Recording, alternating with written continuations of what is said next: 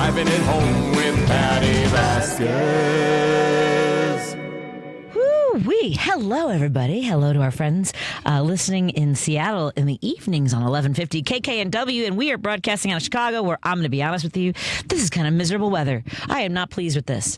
It's going to be chilly, and I always say, I want a nice springtime where we can have a nice stretch of 50 to 60 degree weather where we're not going from 40 to 80. But since we already shot up to 80, I wanted to stay somewhere in that range.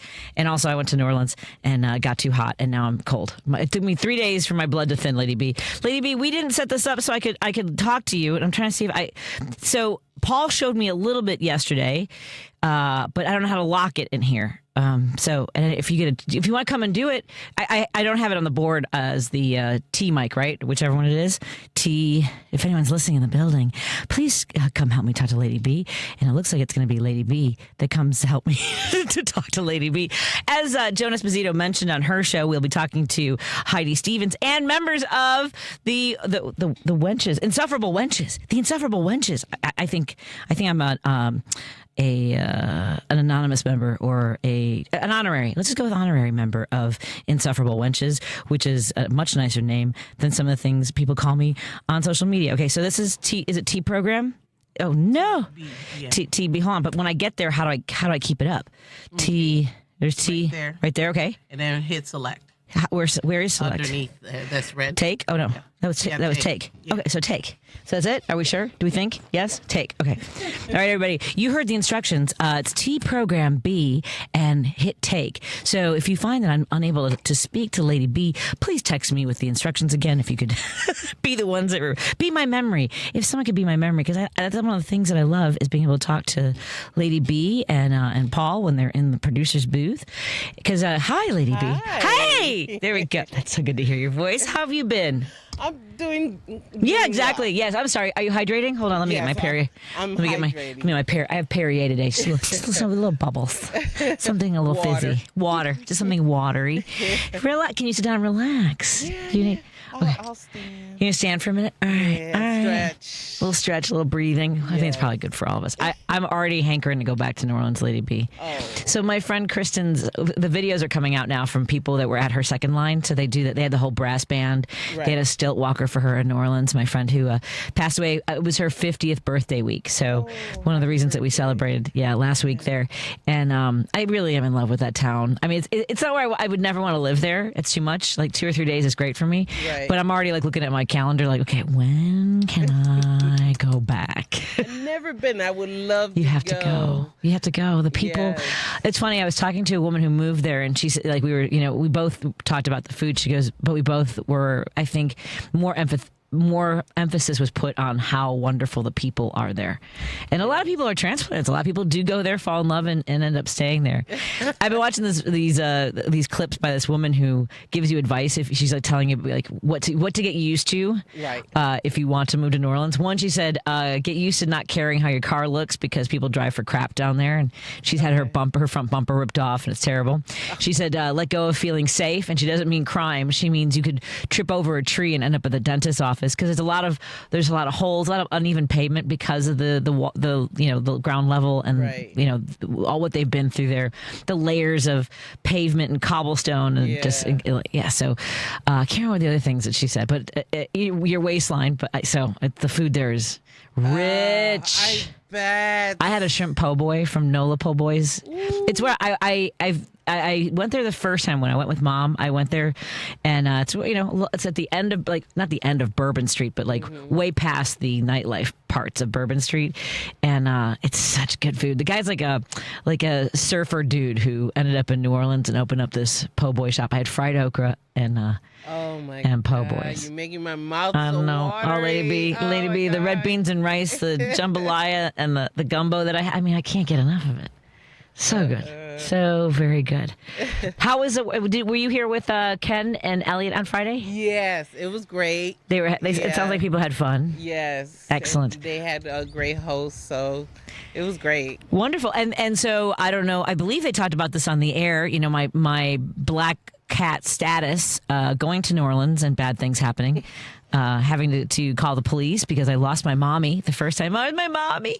The second time I went, the historic snowfall that shut down the city for 2 days or 3 days.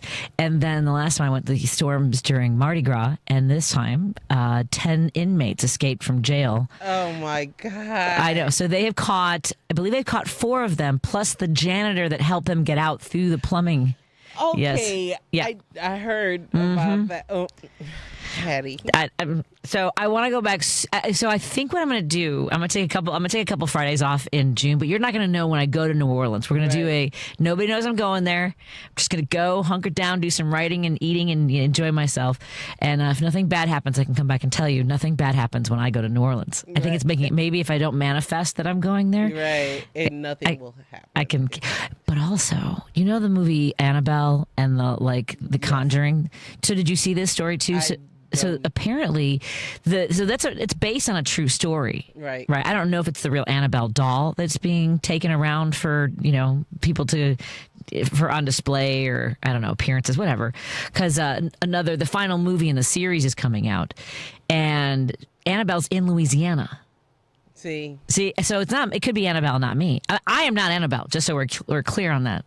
So, but Annabelle's on tour, and the fact that plantation burned down and 10 inmates. There was a plantation that burned down as well. Right. The biggest plantation, I believe, if not only in Louisiana, I think in the country, because it was built about 10 years before the end of slavery in the United States. This guy had made money, I think, first on cotton, then on sugarcane, and built this massive plantation. So that also burned down. So I feel like that's not a bad thing that a plantation burned down. I'm not feeling bad about that. Okay.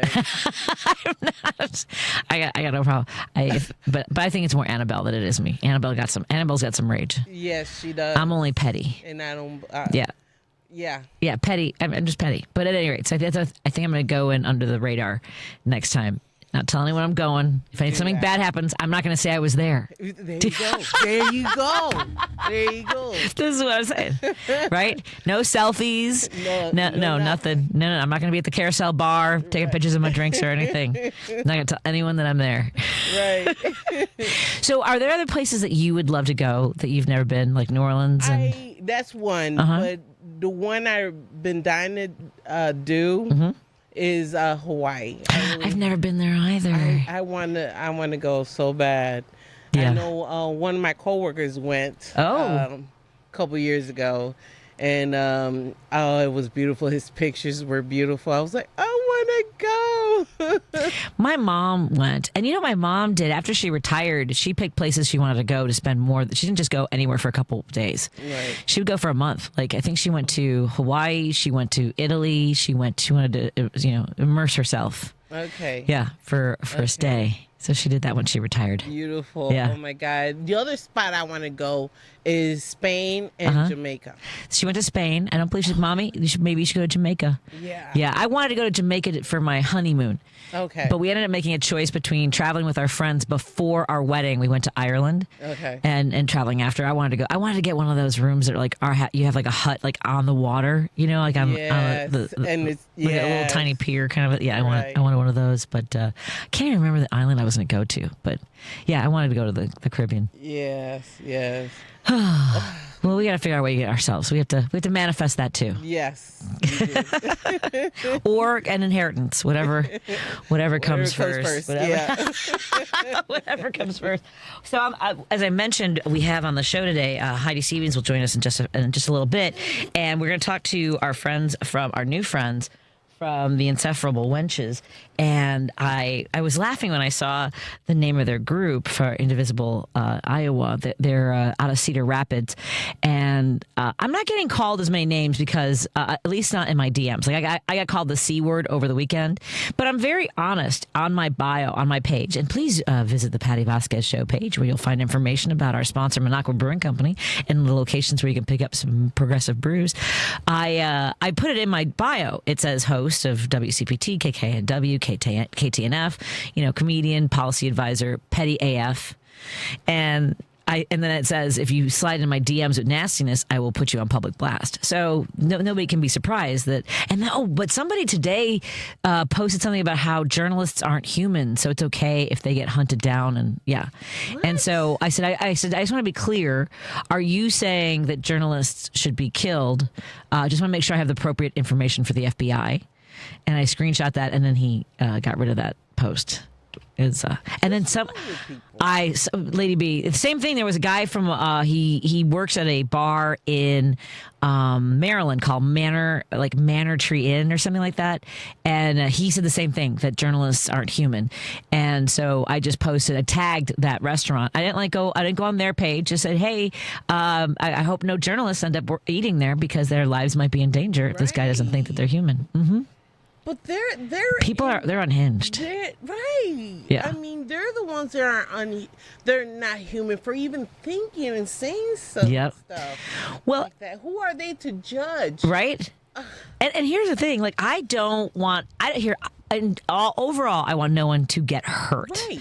And for me, like, I make different choices. If I see my mom and I wanted to get her passport photo done, and we walked in and he had like 4 MAGA hats all over the studio and like a big flag and everything. We just walked out. Like, those are the kind of choices I make. I'm not going to spend my money with you because you don't align. At least that's a moral value too, to say, I'm not going to put my money and help you if you're doing, displaying your outright disdain for people of our community. Right. Just saying. Yeah, I agree, because there's no need for you to threaten or name calling anybody because you don't agree what they're doing or saying or Well, to call for them to be executed is basically what some of these. So please join the Patti Vasquez show page. We'd love to have you like the page, follow the page, and stay up to date on. You'll find out what guests are coming up every day. Jerry Walsky. Make sure that you have information about who's going to be on the show, about some of our appearances as well, including there is a change of location, folks. I've been telling you about the Kids Above All event coming up on June 5th. We are moving the event to the Den Theater. Again, that's on June 5th. Comedians Chris Barnes, Paul Farvar, and Kimberly Marion. We will all be performing and raising money to support Kids Above All and their mission to help children live happy, healthy, safe lives. So that's going to be June 5th at the Den Theater. And all that information is available at kidsaboveall.org. And, if you're on my Facebook page, you'll see information there as well. So please like my page. I really appreciate it. And I'm going to start making more videos for the page. There's been a lot going on, and hopefully I can catch up with some stuff. Let me take a break in a moment. We are going to talk to, I'm trying to stay up to date on all of the stories. It's just so much going on. As Joan mentioned, there's more information about this Palace in the Sky plane that now we're learning. He asked for it. They didn't just out of the blue, because either one is weird, but not surprising that it would be him asking for, hey, why don't you give me that plane, which is a plane that they've been trying to get rid of anyway, and nobody else wanted. I don't know if folks are aware that there is a Supreme Court case that is not going to be heard because 5 of the 9 justices are recusing themselves. Samuel Alito, Sonia Sotomayor, Neil Gorsuch, Amy Coney Barrett, and Ketanji Brown Jackson are going to recuse themselves, which is, I'm not even sure what the... They were going to review Baker versus Coates, which is it's in regards to allegations of plagiarism and several entities regarding a book called The Water Dancer. So apparently, Coates. He wrote a book called The Water Entity, and nobody's explaining why they're. I wonder if I don't think it's enough that you've read the book that you would recuse yourself. But let's take a break here and continue our conversation. When we come back, we'd love for you to give us a call at 773-763-9278, and that is the Credo Mobile phone line and also the Credo Mobile text line. It's 773-763-9278. Credo Mobile is a progressive company that is better for all people and the planet. Visit credomobile.com. More in a moment on WCPT and KKNW. The family meeting. There's a practical use to social media. And I know it's hard to watch some of the garbage that comes across, the silly videos, and you don't want everybody to tell you every little thing they're doing. And I don't care about you eating the pizza. I don't care about that. It's still different than opening up a newspaper or a magazine and going, well, that article I'm not interested in. That article I'm not interested in. I'm interested in one. Or thumbs down or whatever you do to it so it doesn't show up anymore. Same thing. But it's also an opportunity for you to spread the word, right? Tune into the family meeting Sundays at 4. WCPT replay. We don't want to litigate the election, but there were promises from the Democrats when it came to housing, when it came to opportunity.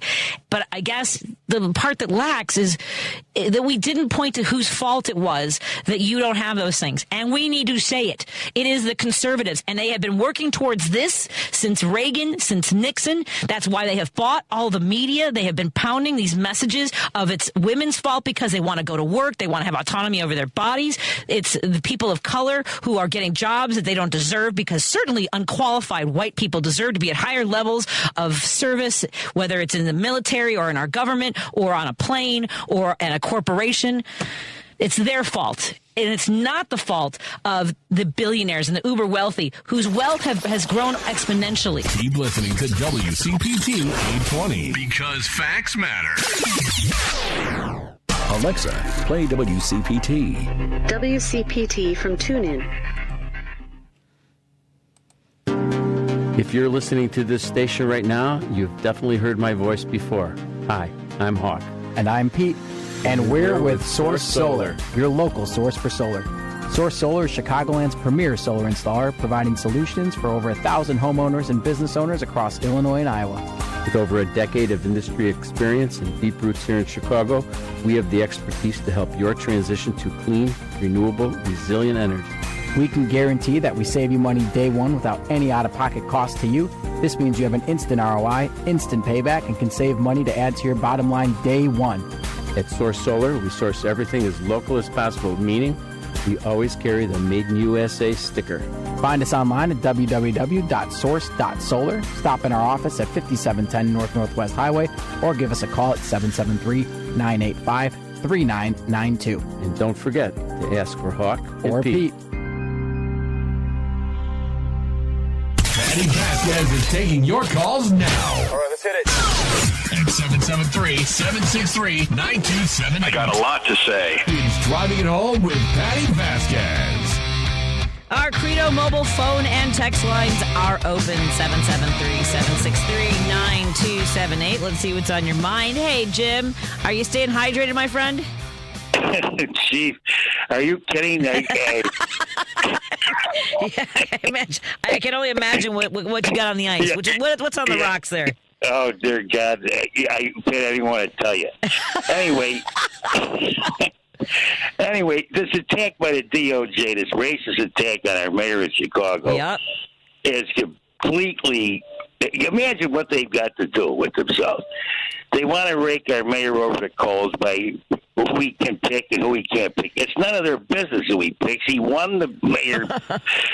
He won the mayor's job, and that's his job to pick who he feels like picking. I mean, that's it. Yeah. Just like he said the other day, he goes, well, how about crazy Trump? Look at the people he picks for his administration. Yeah, they're all white. Crazy. Yeah. Yeah, well, but what's crazy than the other one, you know?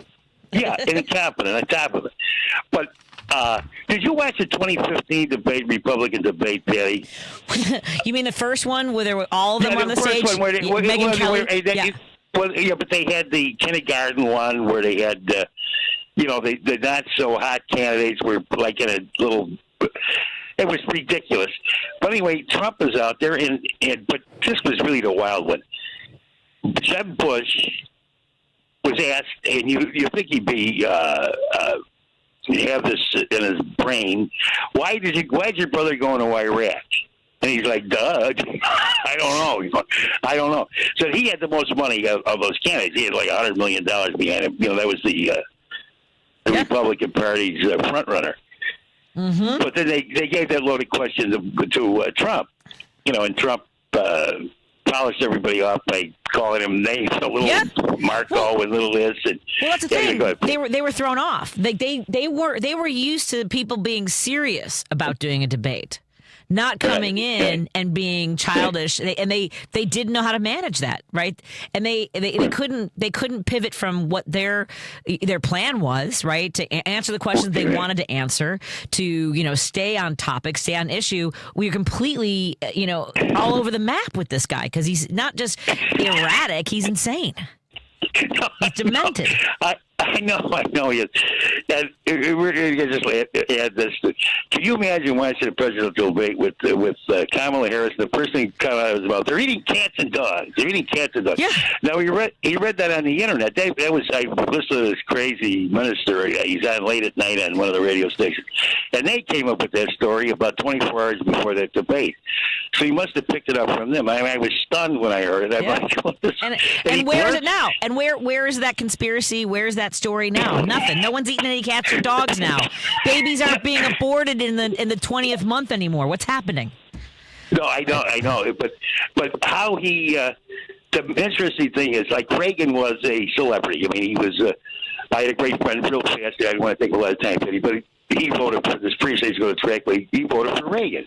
So I'd say to him on the way to the track, I said, "Why'd you vote for Reagan? For God's sake, why'd you vote for?"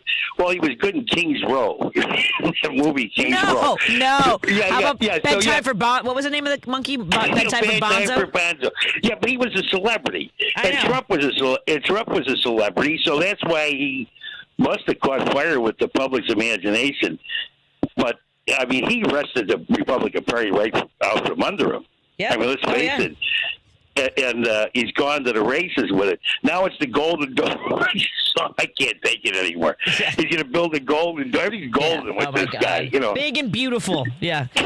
Because he's got nothing on himself that's big or beautiful. Anyway. You have a great show, Billy. Thanks so much. Thanks, Chip. All right, let's get to Dave in Hoffman Estates. Hey, my friend, what's on your mind? Hey, Patty. I'm not. You're not hydrating? Cats and dogs. I just got on the cats and dogs thing. They probably had heard on another weather station that it's raining cats and dogs out there. Right. And he misheard it. Yeah, raining, not boiling or stripping or barbecuing. I don't know what they thought. Yeah. But just you like the Perrier? You might want to check the Guardian yesterday. No! What happened? Yeah. What? Perrier owners scrutinized after France reportedly covered up illegal water filter treatment. Oh, no. All right. Yeah, big thing. Check it out. Guardian, I give nothing but truth. If my husband's listening, you have to stop buying Perrier. We were drinking San Pellegrino. I just like club soda, and I should just be using a soda stream. So, at any rate. And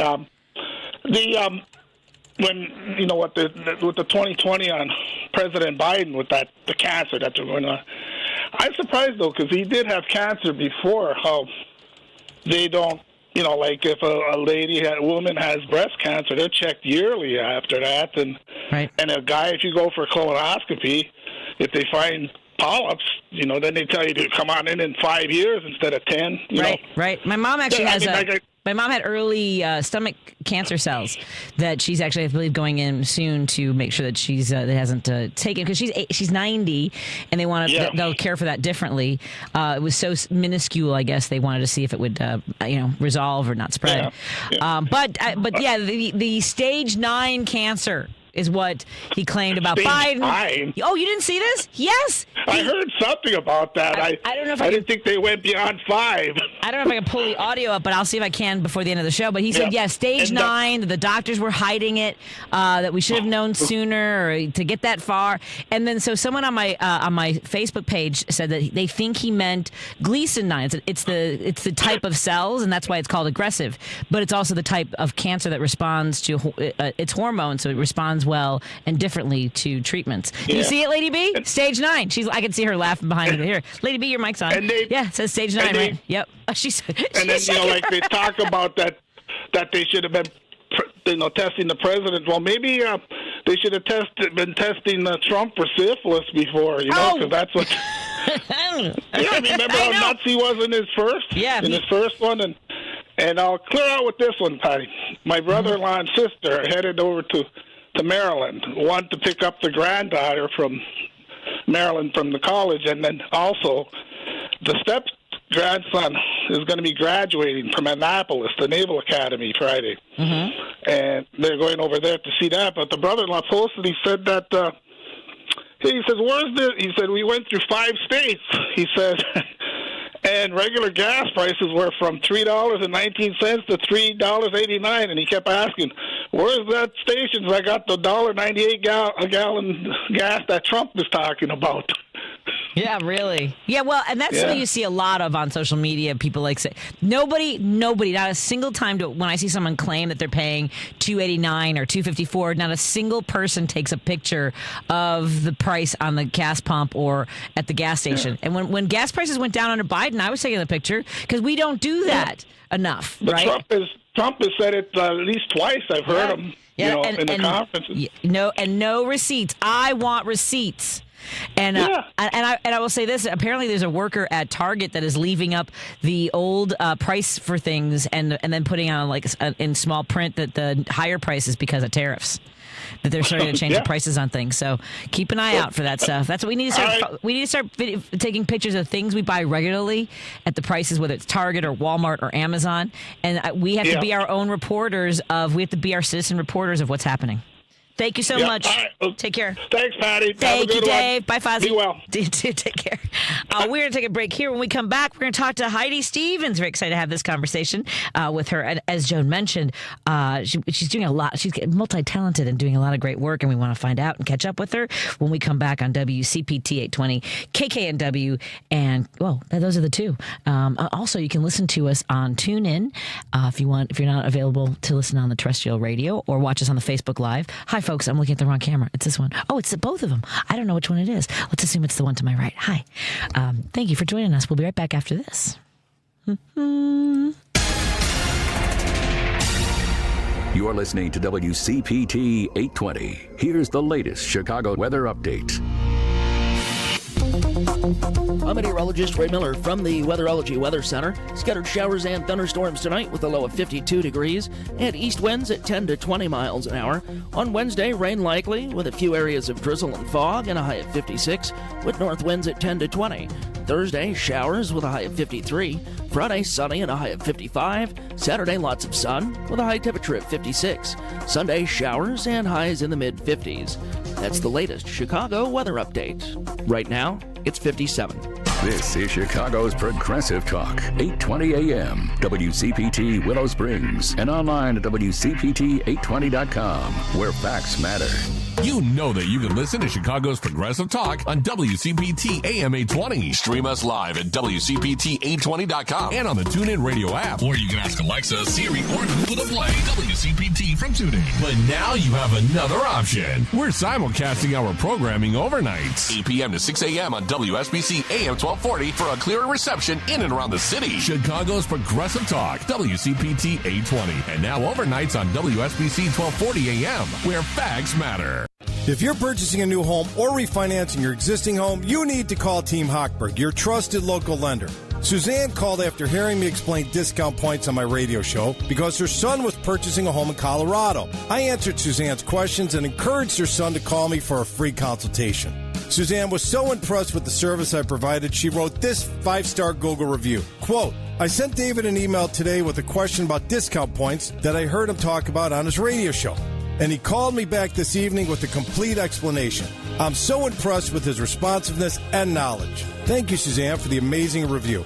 I strongly encourage everyone to check out Team Hochberg's close to 600 5-star Google reviews. Team Hochberg helped Suzanne and thousands of radio listeners, but we can't help if you don't call 855-563-2843 or visit 56david.com. That's 855-563-2843 or visit 56david.com. Lower.com, equal housing lender, MLS 112-461. Chicago's Progressive Talk, WCPT 820, where facts matter. Union Strong Chicago continues to lead the way with progressive values and in preserving democracy. Your support of the Minocqua Brewing Company Super PAC efforts in Wisconsin and beyond strengthens the fight against MAGA Republicans. You can now purchase progressive beers like Labor Lager, Love Wins Fruited Sour, and the Resistance IPA in Chicago at Rogers Park Provisions, Diversity Beer, Wine and Spirits in Lakeview, Park West Liquor, Wine and Beer in Lincoln Park, Logan Square Liquors, and Tip Top Food and Liquors in Westtown. Visit Minocqua aquabrewingcompany.com for all their Chicagoland locations. As always, no matter how bad our sports teams are, please drink responsibly. You're listening to Driving It Home with Patti Vasquez. I am so excited to have our next guest on. Heidi Stevens joins us. You know her work previously from the Chicago Tribune, and as Joan mentioned, she's now at the TMW Center for Early Learning and Public Health at the University of Chicago, as well as we were talking about the OpEd Project and a bunch of other things. Heidi, I still remember getting to meet you, I think for the first time during the pandemic at a softball game. I think. Oh my God. It was amazing. Comedians, right? Yeah, it was. The comedians are playing the cops. Yeah, totally. In Humboldt Park. That was so fun. It was absolutely wild. First of all, I don't ask people how they're doing because it's too crazy, and I see people's faces freeze. They don't know if they should smile or laugh or pretend anything. So are you lie? Lie. Are you staying hydrated? I do stay hydrated. Yeah, that's a great question. Right? Yeah, totally. And I feel like I can knock that one out of the park. So yeah, I am. Yeah. Are you? Yes, I have my apparently contaminated bottle of Perrier in my hands right now. I don't know what the story. Someone just messaged me. They just said that apparently there's some scandal in France and there's something wrong with their filters. But that's not what we're here to talk about. Okay. Let's start with the work that you're doing in Hyde Park, and I am so excited to learn about the early childhood work that you guys are doing, to blending science and energy, and fueling kids' creativity and interest and curiosity. Tell us about that work. Yeah, so I left the Chicago Tribune full-time in 2021 and went to work for this research institute at the University of Chicago. It's called the TMW Center for Early Learning and Public Health. We do research around foundational brain development, so the first 5 years of life, 0 to 5, and then develop programs for parents and caregivers to really optimize those 5 years, because that's when the vast majority of brain development occurs. I think something like 85% of your brain is developed by age 3. So I started working there in 2021 as the creative director for an initiative that the center was doing called Parent Nation, and then I stayed on full time. So I've been there for going on 4 years now. Is that possible? Yeah, and it's great, because we kind of do learning a little bit upside down in this country, where we don't really start giving kids and parents and families any support until age 5, when kids start kindergarten, and actually so much learning needs to have happened by then because so much brain development has happened by then. So we just try to, fill that gap so that kids arrive at school ready to go in kindergarten. Have you researched what countries? Cause I just saw just on Instagram that I believe it's England sends moms this package to get them started. It's got a small supply, but for swaddling, for the diaper, an instruction booklet on things for healthy sleeping habits and things like that. Have you looked into what other countries are helping kids get off to a better start than we do here in the United States? Yeah, most European nations do it much better than we do. Most Scandinavian countries do it much better than we do. I mean, if you take good care of mothers, you're taking good care of children, right? What? And if you're taking... I know! I'm sorry to blow your mind so early in the call. Yeah, if you, consider the health and well-being of a mother, you're by default taking better care of an infant and giving an infant and a child a better start in life. The United States doesn't do great with that. We don't guarantee any paid family leave. 1 out of 4 mothers goes back to work after 2 weeks of giving birth. Child care costs as much as college. There's just very little support for mothers in this country, and by default, then very little support for young children, which we're trying to change by getting the word out about how much, like I said, brain development happens in those years. They're not just sort of these cute little helpless infants. They're like sponges who are, having all kinds of neural connections happening that are going to impact the rest of their lives, their ability to thrive and learn for their entire lives.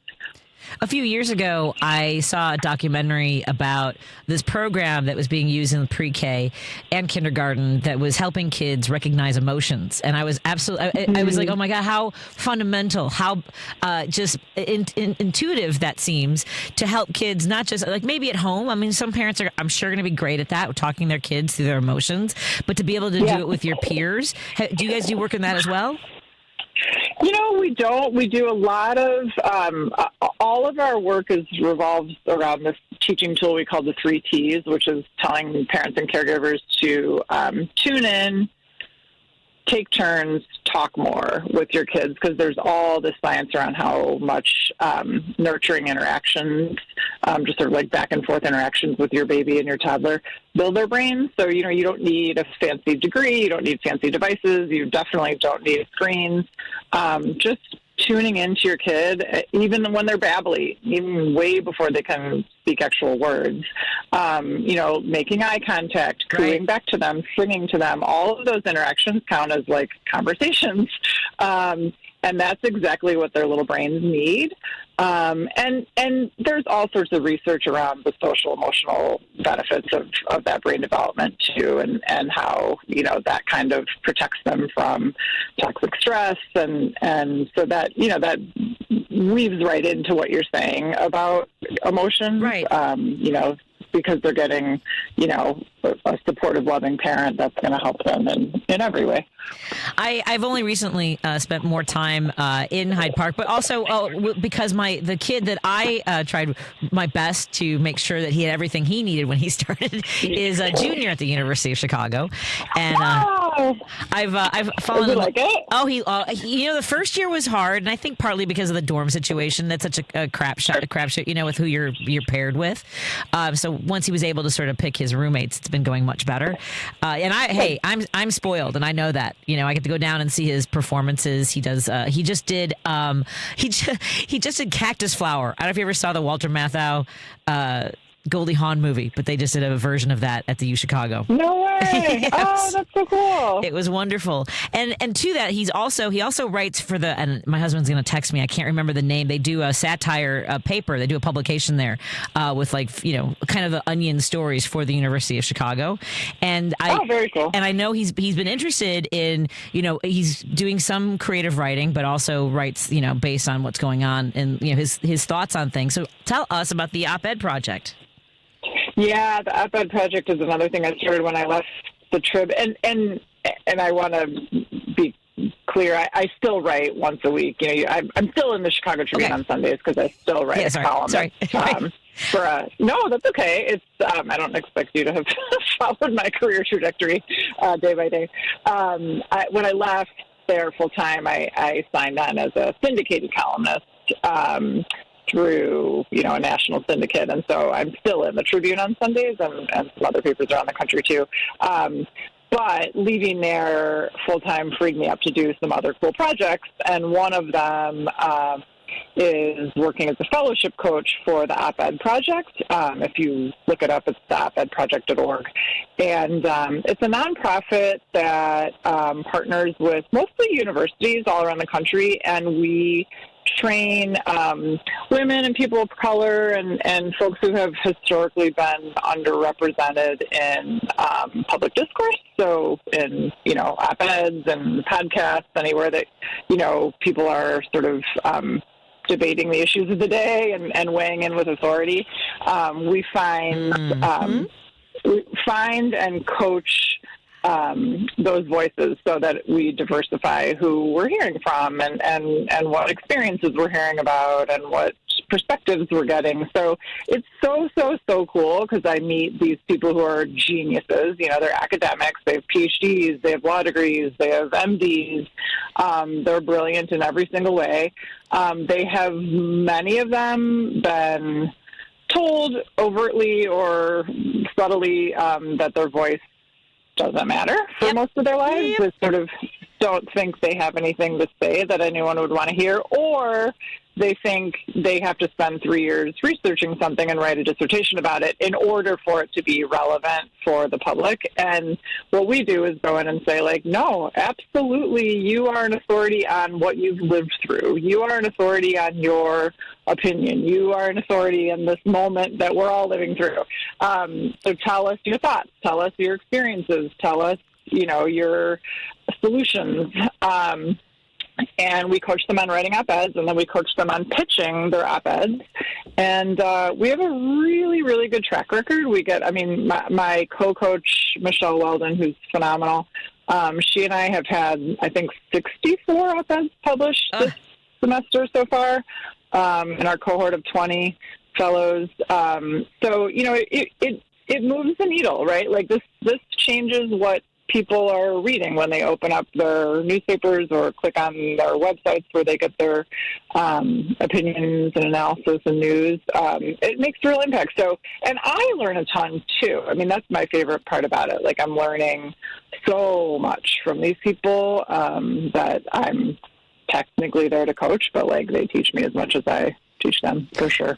Well, I just kind of flashed to a few moments throughout my life. As a stand-up comic, we're told that our voices don't matter as women or people of color. And I was just thinking about how much of a difference it makes to not only for the people who consume it, right? For the people who for getting that perspective. And I was just thinking about a particular one columnist who when I started doing comedy said that women weren't funny, and you might know who I'm talking about. But so it wasn't just that he was saying that about my profession or that women couldn't do stand-up or things like that, but that the high profile of white dudes as columnists is it also probably keeps a lot of people out, not just because that's who the papers are hiring, but also seeing that there's no modeling for us. That's exactly right. And it's the first year that I did this, I couldn't believe that a room full of people this accomplished and this degreed would have what I guess would be considered imposter syndrome, or would feel like, well, I'm not intelligent in that way, or I don't have anything to say that matters. And it's like, that's what this culture does to people who aren't sort of, straight white guys. That they're made to feel like they are not authorities. And I remember having a conversation with one woman who was a cancer survivor, and her cancer was detected through an MRI, which is an unusual way for the type of cancer she had. And she wanted to write about that. And she was like, I don't know, I'm not an expert in this. And I said, You're not an oncologist, you mean? And she said, yeah, I'm not an oncologist. And I was like, okay, but you're an expert in surviving cancer. You are an expert. Everything you've been through, you're an expert in it, right? Right. And we don't teach people that. We don't let people believe that. And it's so sad because it's so true. And, everything from, our newspapers to our magazines to our websites to our podcasts would be not just more interesting, but more accurate, right? More accurate if more voices were in them and a more diverse set of voices were in them. So I super, super, super believe in this work, and it's really gratifying. I can imagine. I want to take a break here and continue the conversation. Do you have time for another segment with us? Yeah, totally.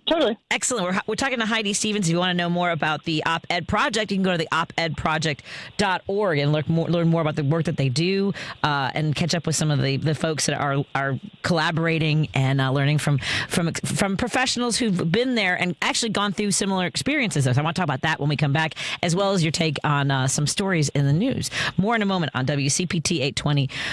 We also have KKNW in Seattle, Washington, and of course our friends watching on Facebook Live. More after this. A Better Life with Dr. Sanjay Gupta. Yeah, I recently read this interview with a woman named Susie Hopkins, whose husband unexpectedly left her to get back with a former girlfriend. Susie, unsurprisingly, experienced a roller coaster of emotions: disbelief, sadness, anger, confusion. She decided to write a book about it. It's called What to Do When You Get Dumped. a guide to unbreaking your heart. She did it in collaboration with her daughter, who's an illustrator. We talk about the grief of losing someone who dies, and it's understood why a person is so devastated. But there's not as much acknowledgement of the validity and seriousness of grieving the loss of a relationship. That's what they said. And I think they're right. As the saying goes, breaking up is hard to do. Susie said, remember that it's important to be patient with anyone going through grief, especially if you can't necessarily relate to them directly. I'm Dr. Sanjay Gupta, helping you live a better life. Did you know you can get your prescriptions for less at your local pharmacy? You can with GoodRx. It's the free app that can save you money on your medications. Just search for your prescription, choose the pharmacy and the price that works best for you, and then show your GoodRx coupon to your pharmacist at the drop-off counter. GoodRx works at over 70,000 pharmacies, including Walmart, Rite Aid, and Walgreens, and it works whether you have insurance or not. It's easy to save. Next time you drop off your prescription, check GoodRx. To start saving today, go to GoodRx.com. GoodRx is not insurance. Lowe's knows that summer starts with Memorial Day deals. Right now, select paint, primer, and stains or buy one, get one 50% off via Visa gift card rebate. Plus, get 2 select 1.5-gallon annuals hanging baskets for just $15. Shop these Memorial Day deals before they're gone. Lowe's, we help, you save. Valid through 5/28. More terms and restrictions apply. See Lowe's.com/rebates for details. Selection varies by location. While supplies last. Annuals offer excludes Alaska and Hawaii. Because facts matter. You are listening to WCPT 820. No detours, no distractions. Just bold ideas and real talk. This is Driving It Home with Patti Vasquez. Thank you so much for joining us as we continue to drive it home. We're joined on the line on our Credo mobile phone line by Heidi Stevens, columnist on Sundays for the Chicago Tribune, also working on the OpEd Project.org. And what's the website for the early learning work that you do at the University of Chicago? TMW Center. Gosh, I better check that. I got it somewhere. I had too many tabs open. That's funny. I'm like, where did it go? You don't visit the website where you work, right? It is. I had it a second ago. tmcenter.uchicago.edu, folks. So you can learn more about their mission and the work that they do. I also wanted to talk to you. We mentioned before you came on that yesterday Trump said that President Biden had been diagnosed with stage 9 prostate. Yeah. And that now it's all about, it was a cover-up, that they knew about it, that this was all, they've been lying about his health and things like that. It's just been, it went from, I'm pretty sure, a post on Truth Social that most of us believe was not really from Trump to now, J.D. Vance making off-the-cuff remarks about whether it was being hidden and things like that. What are your thoughts on the coverage of his diagnosis? Yeah, so the post that most of us didn't believe was actually Trump, was that the one that was actually like semi-polite and empathic? Yep, exactly. Is that what you're talking about? Yeah. Right. So, he didn't write that. He called it stage 9, and then his son called it stage 5 and said, how could Dr. Jill Biden miss this, even though she's got obviously a PhD and is an academic. We know. I guess the part that actually is more upsetting to me, that the Trumps are going to Trump. What's more upsetting to me is sort of the credence that the mainstream press and some folks, even on the left, and sort of Jake Tapper's book, are giving this narrative that that was it a cover-up? When did he know? What do we not know about this that we should? What are the Democrats doing wrong? It's sort of like he's not in politics anymore. Biden is not in politics anymore. Mm-hmm. Biden deserves nothing but our compassion and I think gratitude for the way he was comported himself as president. But even if you didn't like the way he ran the country, he's not running it anymore. So at this point, you can just consider him as a person who's living with cancer and talk about him in that way. And so I just feel like any coverage that's devoted to when did Biden find out he had cancer and why weren't we told sooner and was there a cover-up, is coverage that should be spent on this reign of tyranny that's currently taking place in the White House, right? Like, how about, like, Rex Pupke had a great column in USA Today about this, USA Today about this today. And he said, like, can we, I wish I had it written down in front of me, but it was something about, like, on the list of things that matter right now level, which is exactly right. Like, Trump is tweeting insane thoughts about Bruce Springsteen and Taylor Swift. And Kristen Noem doesn't know what habeas corpus means. Like, there's so many things right now to dig into and point people's attention to and try to find solutions for and try to, put in stoppages against. And I just feel like to be wringing our hands over, like, Biden's cancer diagnosis just feels like craven, but also really a poor use of our media resources, right? To the extent that they even, what's left of them. I feel like if you are an editorial page right now, left standing in this media landscape, every one of your column inches, to my mind, should be spent on what Trump's doing. Yeah. That's how I feel about it. Yeah. To your point about, I don't think enough people are aware that it was this morning. Was it this morning or yesterday when Kristi Noem was asked, what is habeas corpus? And she responded, habeas corpus is a constitutional right that the president has to be able to remove people from this country, folks. That was her freaking fracking answer. Like, she pretty much said the opposite of what it means. Yes. She pretty much named the opposite of what it means. And I love that she's like, well, President Lincoln used it. And she was schooled on that as well. And so it's like, come on now. I mean, not that he didn't. It was approved retroactively, but they determined in the courts that he had used it appropriately. Yeah. I just think that the focus right now should be on who is in office, who is serving in this cabinet, who has the authority, who has the power, how they're abusing it, how they're misusing it, what they're cutting, what they're not funding. Like, focus on that stuff. Did President Biden know when he dropped out? Did he not know when he dropped out? The point is, he dropped out. The second point is, the person who replaced him isn't president right now. The third point is, the person who is president right now is doing a whole lot of stuff that needs the media attention. So, like, pay attention to that. That's my feeling. Well, and I know that there's a Project 2025 tracker, right? And this was something that we've been talking over the years with Jess Piper from Missouri. She does the Dirt Road Dem podcast.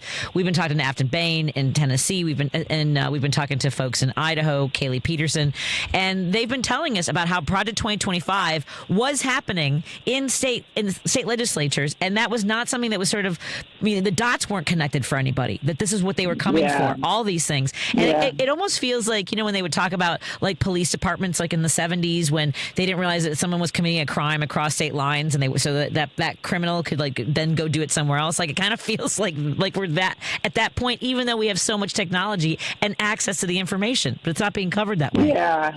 Right, exactly. Yeah, no, there's sort of like a shiny object. Look at this. But meanwhile, they're, gutting Social Security. Yeah. Among other things. I mean, the levels to which I don't think people realize, especially in the states that voted for Trump, are going to be the most negatively impacted by these policies, which is crazy, too. Yeah. It's hard for me to imagine very many communities or very much of the population that's not going to be negatively impacted. I suppose billionaires. But, that assumes that the billionaires' life is not impacted by, I don't know, the removal of trans rights or abortion health care. I mean, it's not, your money doesn't protect you from every single thing. You still need rights, right? I mean, money's great, but you still need rights. Yeah, no, but they don't seem to care. And a lot of it just seems to be based around owning the libs. And I love someone's joke. At some point, they're only going to be able to rent us. Right, that's funny. I love that. I'm so mad I didn't write it. Gosh darn it. We've been talking to Heidi Stevens. You can read her columns on Sundays on the Chicago Tribune. She's also working with some up and coming and helping other people develop their voices as writers. The OpEd Project. Their mission is to change who writes history. Go to the opedproject.org and check out the work that they do at tmwcenter.uchicago.edu. And I'd love to have you back, Heidi, if your time allows. If you want to join us. Wonderful. Anytime. Excellent. And if you have something that you absolutely want to talk about, don't hesitate to be like, hey, I want to get on and work through these thoughts that I have on this issue. So please don't hesitate. Okay, perfect. Excellent. And promise me you're going to stay hydrated. I got my apparently contaminated Perrier bottle right here. Okay, perfect. I'm going to go drink some water. Thank you so much, Heidi. I'll talk to you soon. Okay. Your socials. Also, folks, find her on social media. Which one's like on Twitter still? I can't. Oh, sure. Yeah. Twitter, I'm at Heidi Stevens 13. Instagram, I'm at Heidi K. Stevens. Excellent. Excellent. Go find Heidi right now. Go find her. All right. I'll talk to you later, my friend. Be well. Okay. Bye. Bye. I will take. I'm so sorry to Naomi. I promise to take your call after our break because I'm going to break right here for some commercials, and we'll come back and take your call first thing. And other folks, if you want to join us on the air, you can give us a call on our Credo Mobile phone line, or you can text us on our Credo Mobile text line 773-763-9278. More in a moment on WCPT and KKNW. Lowe's knows that summer starts with Memorial Day deals. Right now, select paint, primer, and stains, or buy one, get one 50% off via Visa gift card rebate. Plus, get 2 select 1.5-gallon annuals hanging baskets for just $15. Shop these Memorial Day deals before they're gone. Lowe's, we help, you save.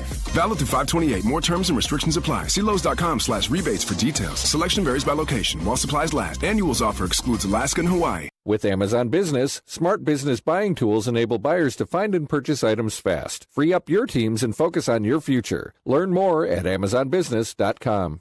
AP News, I'm Ben Thomas. The Supreme Court has ordered Maine's legislature to count the votes of a Republican lawmaker censured after she identified a transgender teen athlete in a viral social media post.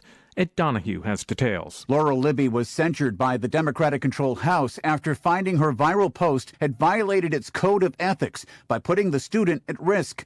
Libby's February post was about a high school athlete who won a girls' track competition and had previously competed in boys' track. She was blocked from speaking and voting on the floor after she refused to apologize. Governor Mills and legislative Democrats, along with the Maine Principals Association, continue to persist in discriminating against Maine women and girls. The Supreme Court sided with Libby. There were 2 noted dissents, Justices Sonia Sotomayor and Ketanji Brown Jackson, who acknowledge the case raises many difficult questions and Libby may ultimately win. Ed Donahue, Washington. Immigration attorneys say the Trump administration appears to have begun deporting people from Myanmar and Vietnam to South Sudan.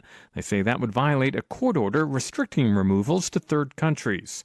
Charles Deledesma reports Iran's supreme leader has been reacting to U.S. statements that it won't allow Iran to enrich uranium. Ayatollah Ali Khamenei said that's way out of line. No one in Iran is waiting for their permission. The Islamic Republic has its own policies and direction, and it will stick to them. Khamenei's remarks come as indirect talks between Iran and the U.S. reportedly continue, though he expresses doubt about their outcome. His comments reflect Tehran's growing frustration with the stalled nuclear discussions, as well as the broader tensions that have defined U.S. and Iran relations in recent years. I'm Charles de la Tesma. Stocks closed lower on Wall Street, and actor George Wendt has died. Evening, everybody. What can I do for you, Mr. Peterson? He's known for playing the beloved barfly Norm on Cheers. George Wendt was 76. This is AP News. A grilling for White House Press Secretary Caroline Leavitt from children. I am happy to take some of your questions. Some dealt with policy. What's the state of the border? What is Donald Trump willing to do about climate change? But mostly they were about food. I think his favorite is probably steak. He loves McDonald's hamburgers and French fries. I have seen the president eat ice cream sundaes. And candy. He likes pink Starburst and Tootsie Rolls. Who's the president's favorite kid? That is a very controversial question. I'm sure you do something else with this, right? Hold on. And a little less controversial. This is 820 AM, WCPT Willow Springs, and streaming worldwide at WCPT820.com. We are Chicago's progressive talk, where facts matter. Now, your WCPT 820 weather update. I'm meteorologist Ray Miller from the Weatherology Weather Center. Scattered showers and thunderstorms tonight with a low of 52 degrees and east winds at 10 to 20 miles an hour. On Wednesday, rain likely with a few areas of drizzle and fog and a high of 56 with north winds at 10 to 20. Thursday, showers with a high of 53. Friday, sunny and a high of 55. Saturday, lots of sun with a high temperature of 56. Sunday, showers and highs in the mid-50s. That's the latest Chicago weather update. Right now, it's 57. If you turned 65 recently like me, it's important you find a Medicare Advantage plan that gives you the coverage you're looking for. But finding one can be difficult. The best thing I did, and I suggest you do the same, is call a licensed insurance agent and let them walk you through your Medicare Advantage plan options. There are so many benefits you have access to, so make the call now and let the representatives explain everything to you. Our licensed insurance agents can offer you a variety of Medicare Advantage plans. Plus, the call is free, the information is free, and there's no obligation to enroll. We're here to make it easy for you to select a Medicare Advantage plan that may work for your needs. Finding a Medicare Advantage plan can be easy if you do what I did. Make a quick call right now to learn more. Thank you. 800-365-6303. 800-365-6303. 800-365-6303. That's 800-365-6303. Hey Google, play WCPT. Streaming Chicago's progressive talk from TuneIn. Driving it home with Patti Vasquez, Patti Vasquez. From global conflicts to greenhouse gases, the folks refusing to wear masks says, and politicians getting caught grabbing asses says, she's driving it home with Patti Vasquez.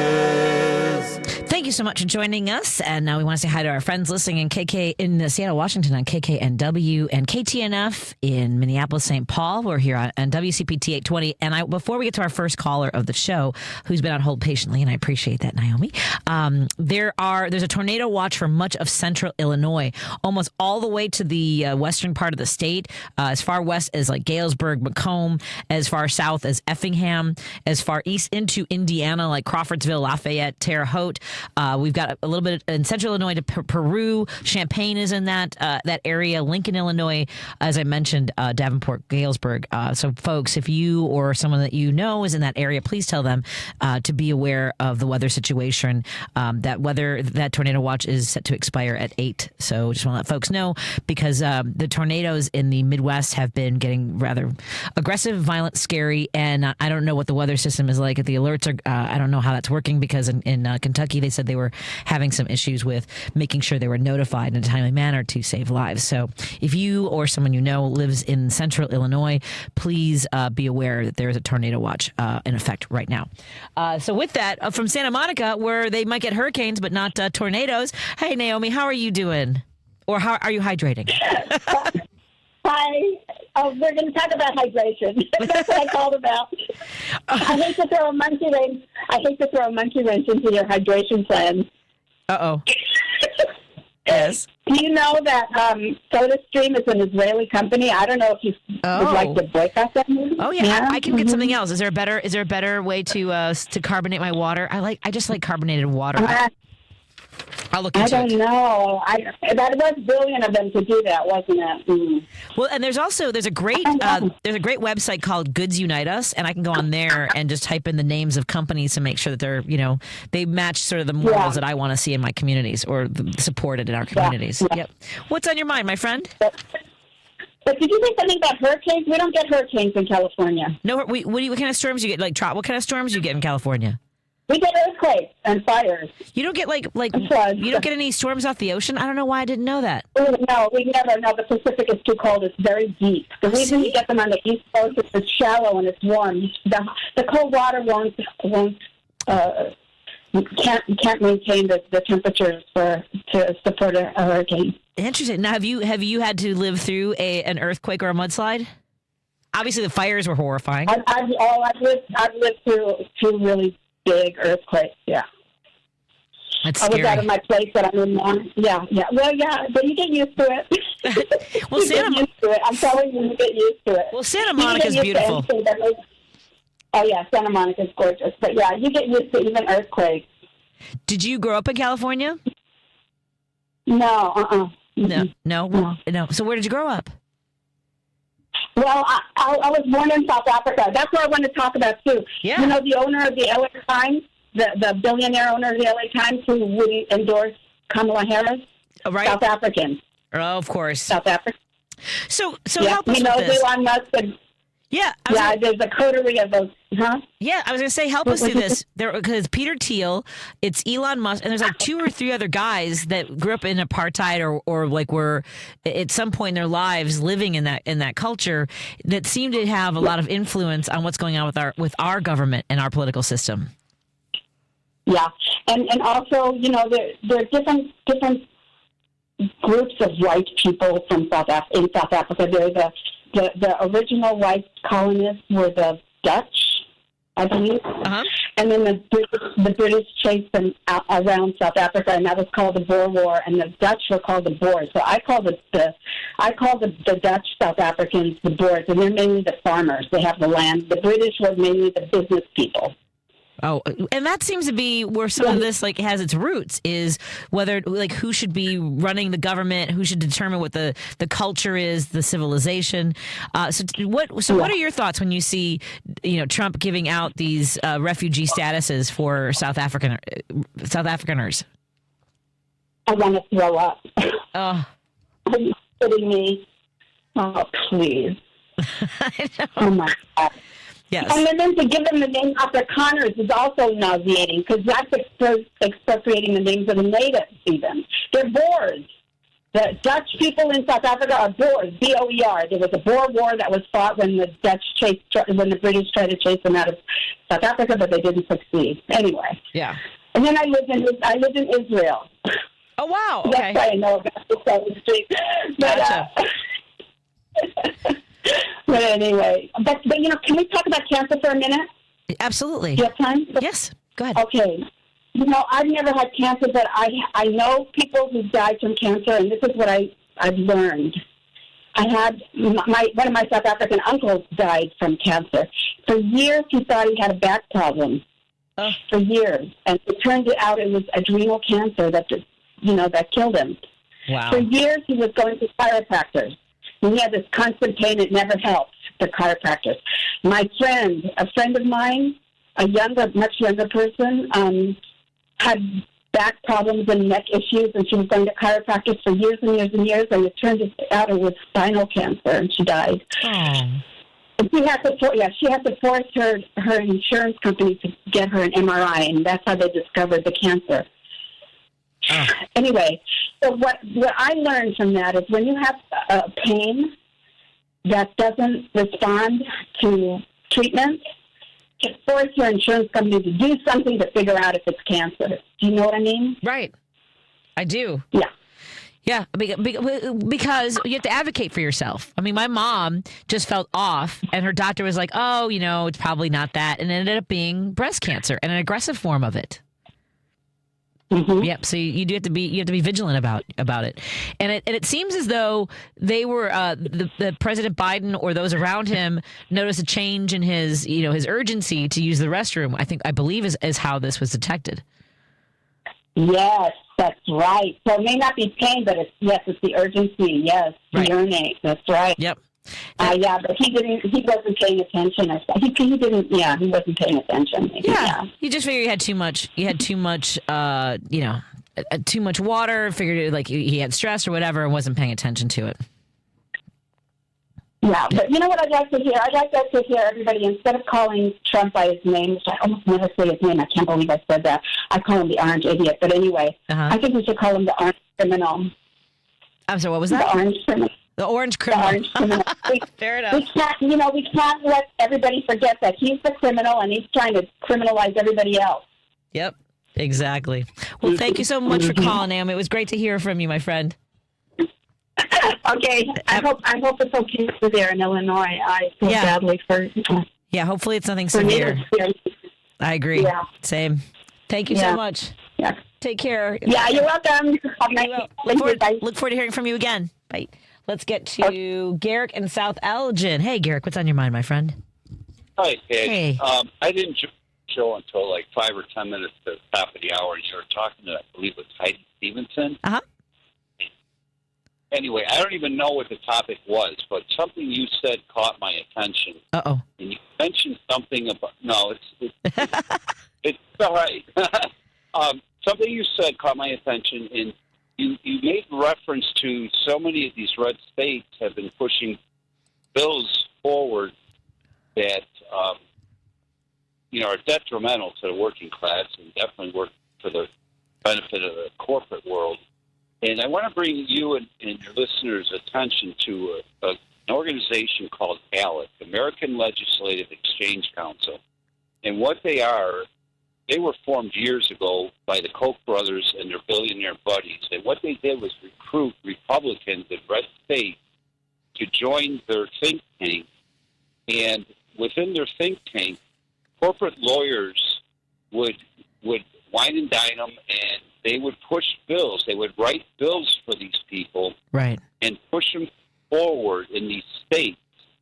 And it just caught my eye. This is going back 15 years. I caught wind of them, and it caught my eye that once one state, hypothetically, just a bill attacking women's reproductive rights, for instance, if right, one state did it, within week 10 did it, and I just want to share an excellent source for your listeners to read up more about ALEC, and it's called the Center for Media and Democracy.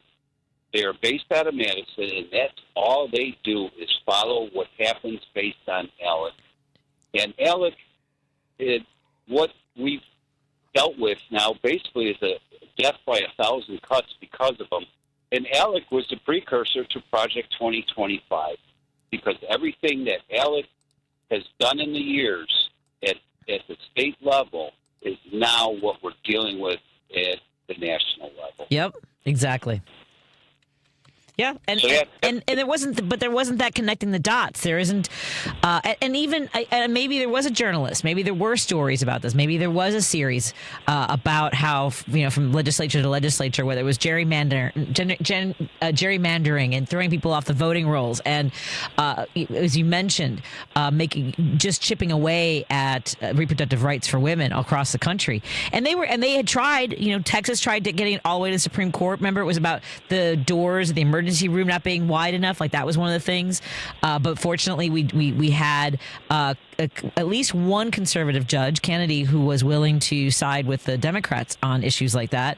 And then we were told by the rest of the Supreme Court candidates, or the appointees, that it was the law of the land until it was up to the states. And now, actually, state rights aren't important, except they are. It's it's a mess. Yeah, look what's happening to Mayor Johnson right now. Yeah. He has got the most diverse administration, and now he's getting attacked. So, again, Center for Media and Democracy, they're based out of Madison. I encourage all your listeners to Google them, read up on them, because they follow what ALEC does, and that was the precursor to Project 2025. Absolutely. Oh, man. Well, thank you so much. I appreciate it, Garrick. Are you hydrating? Every day. Well, be safe. And, how can you not, Daddy? I'm saying. How can you not? I mean, I eat very healthy during the day. I'm starting to eat 2 kiwis a day. It's supposed to be good for you, vitamin C and such. They're just they're a complicated fruit, is all I'm saying. My husband's very annoyed because I eat a lot of chia seed pudding, and it really mucks up the catch in the sink. And he's like, "Could you find something else?" So I switched to. You didn't really know any of that, but I'm trying to find ways to fortify my body during the day so I can hydrate better at night. And by better, I mean take the edge off a little. I don't blame him. I don't want to deal with fun. Thanks a lot, Garrick. Have a good one. All right, Patty. I'll talk to you later. Bye-bye. Thank you. Let me catch up with a few of the texts, and we'll take a break and get to all of our calls as well. Yes, I want to thank folks who've been texting, and I was going to reach out to Tim Kazurinsky, who is also a Chicago native, on the passing of George Wendt. Ms. Norm from Cheers. and he was a Chicago mainstay, and we are so proud to call him one of our own. Incredibly funny and talented. Such great memories of growing up watching Cheers. That was one of my favorite shows. It was Cheers, Night Court, Family Ties, some of my favorite shows. And George Wendt passed away today at the age of 76. And I just know that the legacy he leaves behind, the humor, the stories, just fantastic. I mean, it was just the greatest, one of the greatest characters in sitcom history. Norm, truly conjures up those memories of, going to a place where everybody knows your name. And in addition to Cheers, he obviously had a long career with a lot of great work under his belt, and had some work they did, some movies in recent years, including Love's Second Act and The Dinner Party. Just a lot of great work that he did throughout his career. And the Goldbergs, he was also on an episode of the Goldbergs. He'd been working solidly. And again, our condolences to his fans, his family, his friends on the passing of George Wendt. Let's take a break here, and we'll continue when we come back on WCPT 820, KTNF AM 950, and KKNW 1150. This is your WCPT Progressive Calendar. Tuesday, May 27th at 6:30 p.m., Congressman Brad Schneider, Democrat representing the 10th Congressional District, will be hosting a town hall in Northbrook to answer questions from constituents and update attendees on his actions in Washington. A location address will be emailed to you after registration.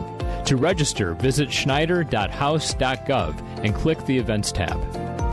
Wednesday, June 11th at 6 p.m., Bookends and Beginnings Bookstore presents Molly Jong-Fast in conversation with Peter Sagal to celebrate the release of Jong-Fast's new book, How to Lose Your Mother, a daughter's memoir about her feminist icon mother, Erica Jong. The event takes place at Nichols Concert Hall in Evanston. Visit Bookends and Beginnings to get your tickets. If you'd like to list your event or sponsor WCPT's Progressive Calendar, send an email to calendar@WCPT820.com. These are real stories of speech-language pathologists and the people they helped. He was in his 30s. 55 and far from home. 15 years old with multiple disabilities. It was a traumatic brain injury. He's bilingual but lost his English after the stroke. Several surgeries led to his swallowing disorder. His goal was to get back to work. I used French during therapy. Others almost gave up on the goal of him eating. Oh, he was dedicated. Together, we built his life back. Social interaction was the key to helping him. And he made it back to work. When he ate, his friends cheered. Everyone has the right to communicate. And later, he was able to travel across the world to his family. Are you or someone you know experiencing a speech, language, or swallowing disorder? An ASHA-certified speech-language pathologist can help. Visit us at asha.org/public. WCPT 820, Chicago's Progressive Talk, where facts matter.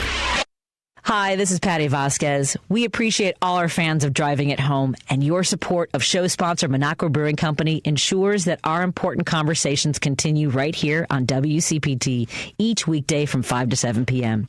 You can now find the Resistance IPA, Labor Lager, or the Resistance Pilsner beer at several Illinois locations, including Arminetti Wine and Spirits in Woodstock, Pineapple and Company in North Riverside, Lions Beverage Depot in Arlington Heights, and MP's Liquor, Wine and Beer in North Aurora. For a full list of Chicagoland locations, please visit MinocquaBrewingCompany.com. As always, please vote and drink responsibly. Patti Vasquez is taking your calls now. All right, let's hit it. At 773-763-9278. I got a lot to say. It's Driving It Home with Patti Vasquez. We are taking your calls on the Credo Mobile phone line, and we're also reading your texts on the text line, which is 773-763-9278. Credo Mobile, a progressive phone company that is better for all people and the planet. And I know some folks have been waiting on the line for a little bit, so let me get to your calls. Your call will be answered in the order it was received. Hello, Steve in Chicago. How you doing, my friend? I'm sorry. Are you hydrating? Sorry. I am hydrating. Excellent.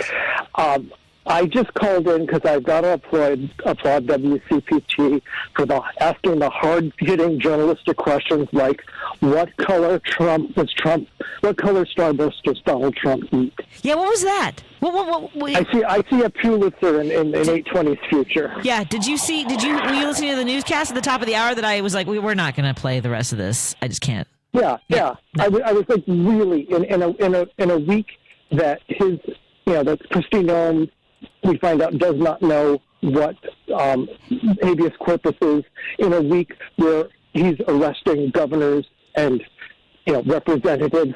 They're putting out that kind of BS. I believe so far he's only brought charges, or the DOJ has brought charges against a congresswoman, and he's launched an investigation against a mayor. I don't know about I'm sure investigations on governors. Yes, but has a governor been arrested? The mayor was arrested. That's correct. Yes, he was released, yes. But he was arrested. That's right. Thank you. It's just, I know you guys don't have any control over it, but God, is that frustrating. I know. I didn't realize what the press conference was. For folks who didn't hear the newscast, apparently he was because I think it was kids taking over the press conference, right? I saw something like one little girl asked, "How many people has he fired?" Right, and so, but that's I don't think BS Barbie understood the question, because his TV show was, "You're fired," right? So it was almost the little girl was kind of made a funny joke, and it was really, but I don't think. Well, and one of the kids I heard, they skipped past it, asked what he's going to do about climate change, and I was like, good. They're proving. Yep. They're proving that that people are interested in that kind of thing, and then they skip to the candy. And I was like, you know what? Adolf Hitler loved dogs. So what? Yep. Yep. It's bizarre. It was a bizarre. It caught my attention. I'm like, oh, we don't need to do this. Yeah. No. Well, that is appreciated. That's why they pay you the big bucks, because you've got the editorial instinct. Well, I also have control over my board. I'm the only 5 days a week host that controls their own board. So to be fair, that's why I do that. Now, was that in your contract? No. Are you getting too much inside baseball? I like the way that sounds. Should I have a contract, Lady B? I should probably talk to somebody about having a contract. I don't have a contract. It's in my rider. I run the board. You've given me a good idea. I must always be able to run my board. Yes, well, they're building. As I always tell my friends, make sure I see your contract before you sign it. Yes. I believe we're building a new studio, and one of the things that I've told them is I need to be able to control my own board, or be able to. Let me put it this way, because it sounds so, it sounds a little control freaky, but I need to be able to manage calls. It is the Patti Vasquez show. I like being able to manage the music. That's why they call it the Patti Vasquez show. They don't. They actually told me no. Are listening. They actually couldn't. No, they actually don't. It's not that. It's Driving It Home with Patti Vasquez. They wouldn't let me call it the Patti Vasquez show.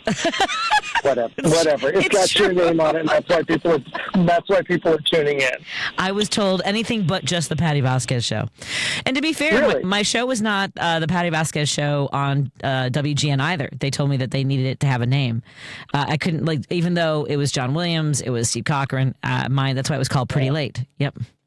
Well, who's going to tune in to hear a girl? I'm saying. So I had to make it cute. And you're not even funny. Well, but that was the thing. And then we got attacked for, she thinks she's pretty. And I'm like, it is pretty late. It was. Wouldn't you admit it was a pretty late show? Yeah. Yeah. That's it. I love winning. It's all the winning, Steve. Yeah, I know.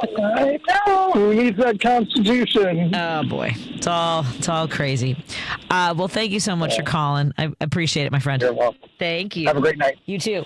And speaking of our friends, another good friend of the show, Judy and Niles is on the line. Hey, Judy, what's going on over by you? Hi, I got interested in South Africa when I was in high school, and they made me read that South Africa book that they made the movie out of.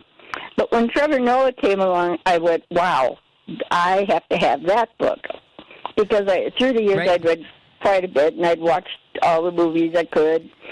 And I just grabbed it off my shelf here, and not only does he explain his country at the beginning, because so much of his life is just wound all around their laws.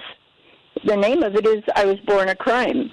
Yes, I've heard this. And and the very first page, before he even gets into the book, he has the Immorality Act of 1927 to prohibit illicit carnal intercourse between Europeans and natives and other acts in relation therereto. Oh, my God. The whole thing right there on the first page. I Was Born a Crime. That's a great title. Yeah. and he was. His father... He said sometimes his father couldn't even walk on the same side of the street as they did. And I know he's done some of that in his shows because I've seen a few. The first time I saw him, I thought, oh, God, this guy is for me. Because I love reading about people who are immigrants and coming from different, I call it like adjustment kind of things. I love that.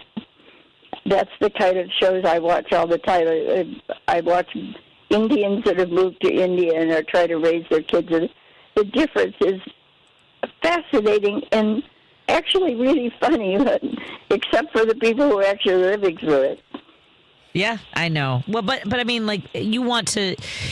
I've always been intrigued and drawn to human stories the way you are. I mean, by human, I mean like authentic, sharing a side of life that I might never have learned had it not been for reading. And a friend of mine asked me the other day when I was in New Orleans, because I talked about when I started doing stand-up comedy, I kind of cut my teeth in the middle of the country in South Dakota, North Dakota, Nebraska, places I probably wouldn't have spent much time in had it not been for doing stand-up comedy. And they asked me why I liked it so much, and I said because it's fascinating. You just hear about you learn these places, even if it's just in the United States and it looks like it's a big wide open space with nothing there.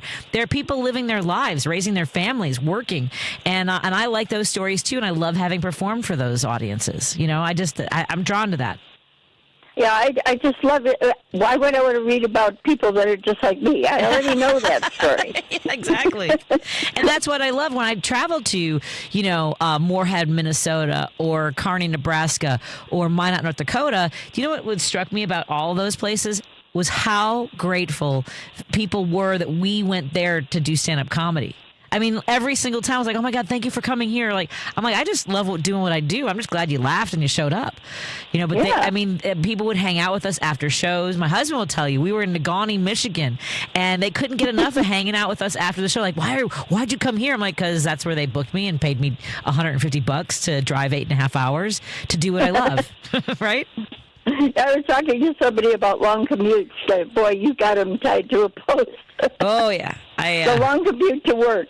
Exactly. 8.5 hours or something. Well, that was, and by the way, for people who are like, Negaunee's not that far away, I was driving through the worst snowstorm ever. It was white knuckling from Chicago to Negaunee, and the corners were covered in these piles of snow that were like 12 feet high, and everyone there said, it's just a dusting, eh?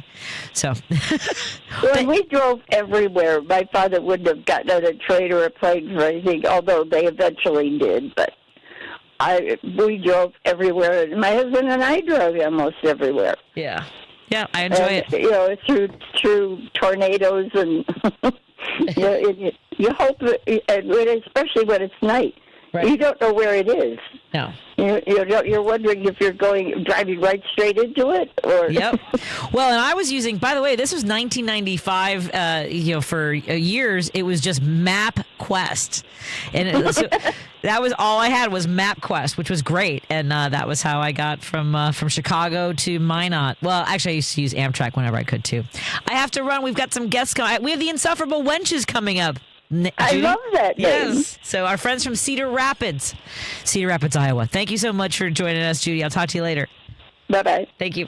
Let's take a break here, and we'll continue our conversation when we come back on WCPT 820, 1150 KKNW, and KTNF AM 950. You're listening to WCPT 820. Here's the latest Chicago weather update.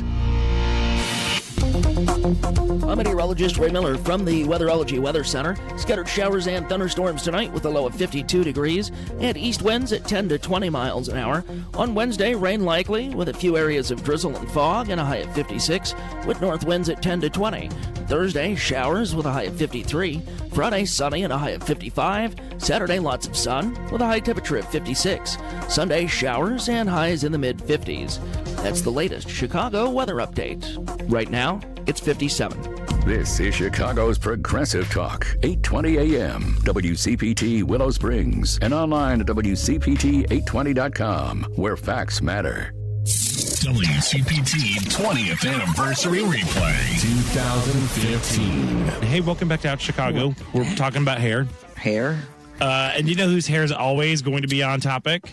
Hillary. Yes, Hillary Clinton. You know, just because she's a lady, we got to talk about how old she is, what she looks like, and what she's wearing. Never talk about men's hair. We don't do that at all. But hey, but she threw her hat into the ring, officially announcing that she will be running for president in 2016. I say yay. Scott and I love her. That is awesome. You know, I want her to actually be the Khaleesi. I wanted to have her like just unleash all over Congress. I just want her to unleash her dragons. She ain't gonna put up with any, you know what? No. Those memes that were running around of her, like on her BlackBerry, the "I got this" meme. That right there is enough reason to vote for her. That's right. You're listening to WCPT 820 because facts matter. Being blind doesn't always look how others may think. Retinitis pigmentosa aimed to overwhelm my family. It tried to cut me down. I know where to find support and where I can be seen. Innovative research, educational resources, supportive community. The Foundation Fighting Blindness is leading the charge in finding treatments and cures for blinding diseases. Learn more at fightingblindness.org. A public service message from the Foundation Fighting Blindness. This is WCPT 820, where facts matter. If you're listening to this station right now, you've definitely heard my voice before. Hi, I'm Hawk. And I'm Pete. And we're with Source Solar, your local source for solar. Source Solar is Chicagoland's premier solar installer, providing solutions for over 1,000 homeowners and business owners across Illinois and Iowa. With over a decade of industry experience and deep roots here in Chicago, we have the expertise to help your transition to clean, renewable, resilient energy. We can guarantee that we save you money day one without any out-of-pocket cost to you. This means you have an instant ROI, instant payback, and can save money to add to your bottom line day one. At Source Solar, we source everything as local as possible, meaning we always carry the Made in USA sticker. Find us online at www.source.solar. Stop in our office at 5710 North Northwest Highway or give us a call at 773-985-3992. And don't forget to ask for Hawk or Pete. From city streets to political beats, you're driving it home with Patti Vasquez. Where progressive talk fuels the ride. By the way, I've mentioned this before, but Dan Levy making those great promos for us and those bumpers. Thank you so much. And when you call on the Credo Mobile phone line, you'll hear the lovely voice of Bedalia. Lady B is manning the producer's booth today. And we also have our text line open because I know people all day long have been so excited reading the promos because I heard Joan mention our next guest and she loved it and wants to join them.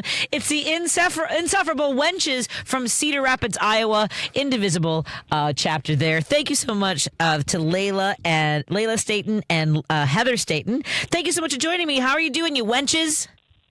We're wonderful. Are you staying hydrated? That's what I ask people. I try not to ask how they're doing as much because, you know, there's a lot going on, but it sounds like you're fired up. We are. We're always fired up. But also we're from Cedar Falls. Oh, so I was reading it wrong. I have it. So I keep saying Cedar Rapids. It's confusion, and we're very close. I know. And here's the thing. I've performed at both places. I performed in Penguins. I can't remember which city it's in. I can't remember which city the Fighting Sullivans were from. Is that you or Rapids? Yeah, so the Sullivan brothers are from Waterloo, which is Waterloo, Cedar Falls. So that's where we're located. That's you. So I've performed there in the hangar, in the Sullivans, the hangar that you guys have there. When I used to work for Bob. Yeah, so I love both towns. I love your loose meat sandwiches. I'm good. I'm happy. I love going to Iowa. So let me start with Leila. Leila, so tell me a little bit about Indivisible chapter of Insufferable Wenches. Like, what you guys like? You know what? We're gonna lean into it. Were you called this? What gave you the name? So there's a local store across the Midwest called Ray Gun.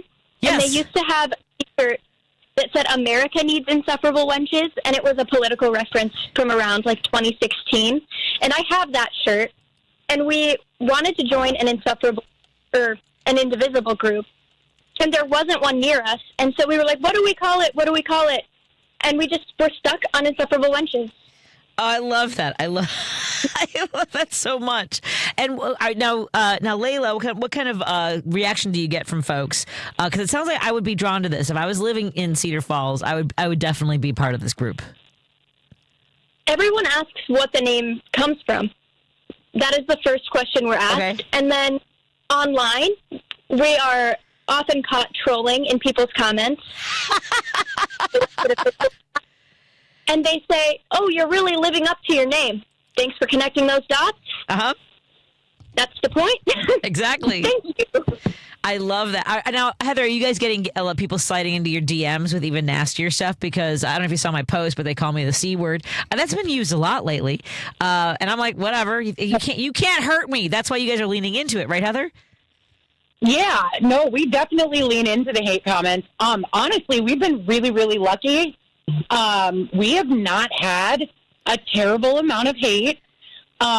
We've had maybe a handful of people we've had to kind of block online just because they were really, really terrible. Yeah.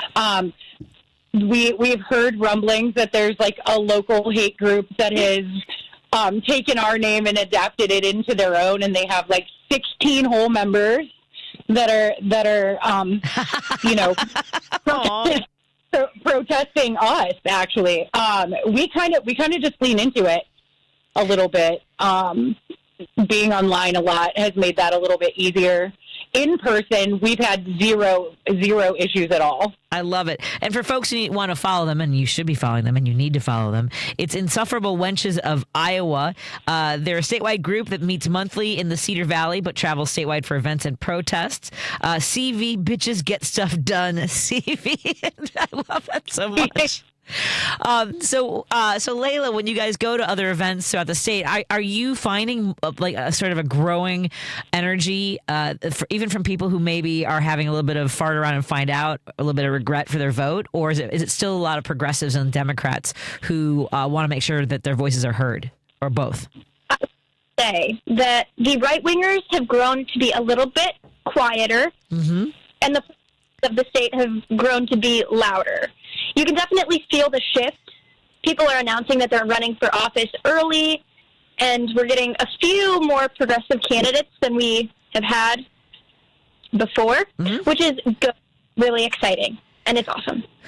And that's something that we've talked a lot about on this show, because we talked to some young journalists who were in Iowa for the caucuses, and one of the writers told me that the issues that most struck a chord with Iowans was immigrants was number one, and then it was the economy, like being affordability of things, wages, and I asked them if they ever talked to somebody who realized that it's the state legislature of Iowa that suppresses wages, right? You guys have, I think, Heather, is it still $7.25 an hour in Iowa because the legislature? Yes. Well, yeah. Is it?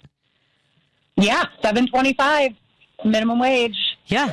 And people don't know that. It comes from the legislature, not federally. They're holding Iowans back. What kind of conversations are you having in that regard? So we actually, within our group, we focus a lot on state level politics.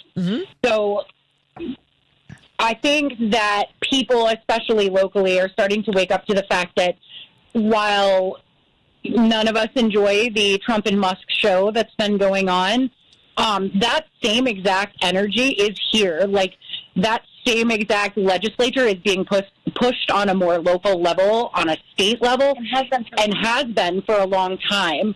And that, our Iowa reps, some do a really great job of trying to look out for us, but our minority party is the one that is holding us back from doing better across the board, not just with minimum wage, but with literally everything. Really?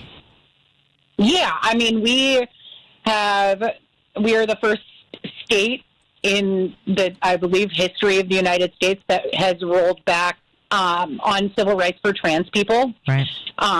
Which happened this year, obviously.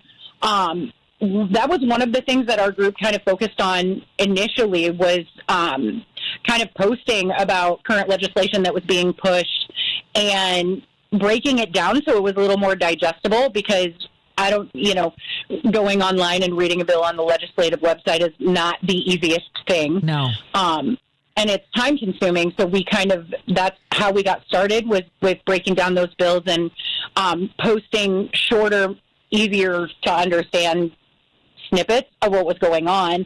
And a lot of people didn't know how much hateful garbage was going through.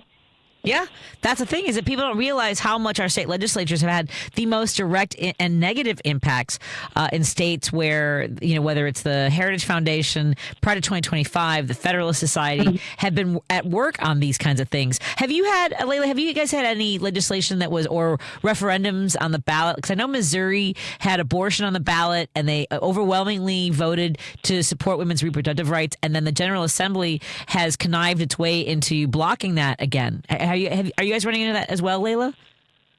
No, we don't do that. Oh, good. They know.